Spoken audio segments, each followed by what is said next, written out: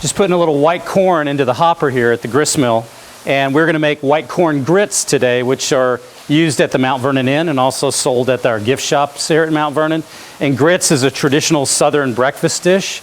And to get this sort of grind, what we're going to do is run our millstones with the top millstone a little bit higher than normal. As everyone probably knows from our work here in the mill, that the top stone can be moved up or down by the miller to control how coarse or fine the grind is. So to make grits, which are much coarser, we're going to set that top stone a little higher so that we crack this corn open, and we're going to see down below in a few minutes how the sifter works and how we actually achieve the grits. So again, inside are the two millstones. The top stone's going to turn, the bottom stone is stationary, the grain's going to start from the hopper and of course feed into those millstones. So we're going to go ahead and get the mill started and put it through a pace with the grits.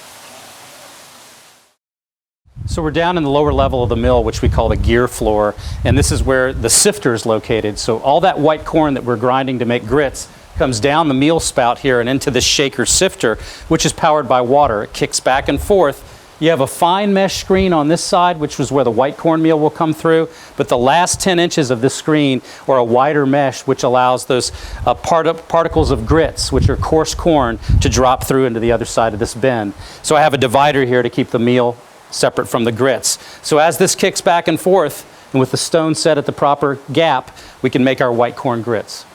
Now to control that, we have a lever called the lighter staff, which I want to show you.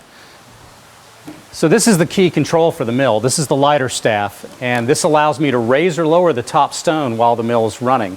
So this long compound lever is critical to setting the grind, either coarse or fine, and of course for grits we want that stone to be a little higher so there's a gap is a little bit greater to make our coarse grind.